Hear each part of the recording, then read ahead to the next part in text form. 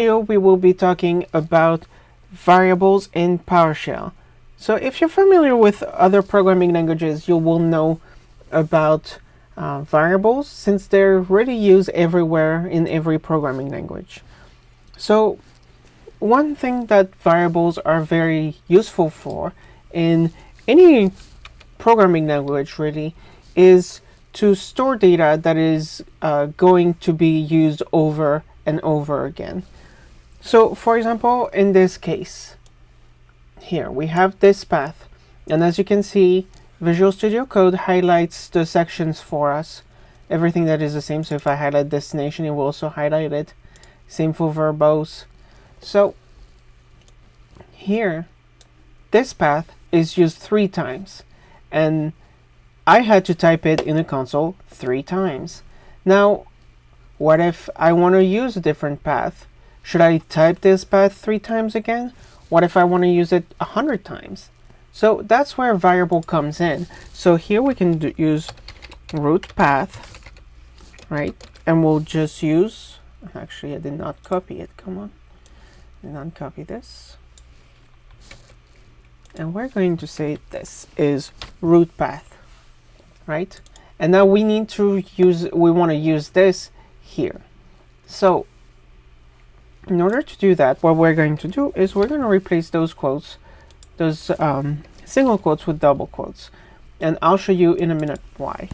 So here we want to copy this. Unfortunately, Visual Studio Code doesn't like copying the $sign, so we'll have to write it ourselves. But here, so as you can see here, it's using that variable here. They're linked to each other. Now, if I use this here, and we don't actually need a quote actually, so we'll use this one here, and we put a $sign, it does not see it as a variable, right? Even if we do the backslash. So that's the reason why, is because single quotes are meant to interpret everything in between them literally, and double quotes will evaluate the expressions and return the string output of this. So we'll basically replace root path with this, or whatever value we put in there. And here in this one, because this is exactly our root path, except there's a backslash, but it doesn't really matter, we're going to just use root path. So we can use it that way. And if we run it, same with verbose, we'll see that it does exactly the same thing. Okay, so this makes it a lot easier. So now let's say I want to, come back up. I want to go to a new folder, and I'm just going to copy this, right? I'm going to copy it. I'm going to put the same structure, and I'm going to put it in new folder 2, right? We're going to do all this in new folder 2. Now all I have to do is this 2. I just replace it here, and if I run it, you will see that it will just run exactly the same way. So variables make it very easy to repeat data. Now, one thing we could also do with variables is, let's say, instead of using pipes, we can use pipes. We can also not use pipes. Files to copy. So always give your variable a meaningful name, because otherwise it will be much harder for you to read your code in the future, and it will be much harder for other people to read your code. So files to copy, and now we can still use the pipe, and we can say copied files, and what this is files to copy piped in there. So now this is going to behave differently, because as you can see here, what's happening is we're getting those files, we're loading them into that variable, then we take those files, we feed them to copy item, and we store the result there. So it's gonna load the files, copy them, store them. Now we're gonna rename them. Now we're going to do this. We're gonna do, sorry, having trouble clicking. Moved files, and then we're going to say copied files. Oops, sorry. So as you can see, the variable can store even output of a pipe. So I could really just do, if there was a pass-through option here, I could really just assign all this to the result of our previous expression. But we're going to do it differently. Like this. And now we do, oops, sorry, and moved, oops, sorry, files, and we pipe that. Now, and see, since we run this, we have copy, move, copy, move, copy, move as a pipe. Now, think about it before I run it, or write it yourself.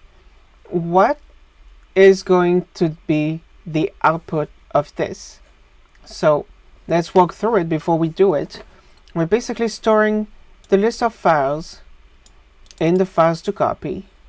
Then we're taking those files to copy and we're copying them to a different folder. Then we're taking the copied files and we're moving them to a different folder. And then we're taking the moved files and we're deleting them. We're removing them. So the way this will work is much more the way you would think it would work, because it will, and I will just run it right now. See, it will do, oops, I don't know what happened. So it did all the copy jobs, then all the move jobs, then all the remove jobs. Now that's one of the good thing is you can now see what belongs where, and you can see where the results are being used. And if we want, we can also say files to copy, and we do format table. All right, and now we can, the good thing is we have the results. See, we can keep that data. We can even keep the move files that were deleted, and we can, oops, what happened? Did I type the wrong thing? Moved length.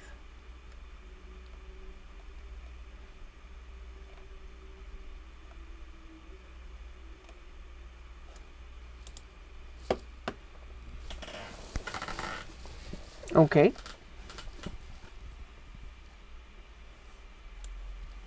Let me check something.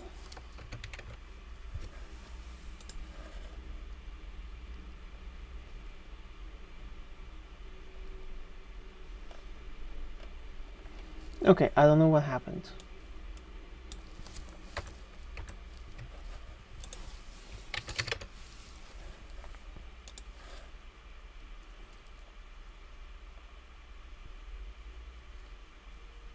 Oh. All right, so I see what happened.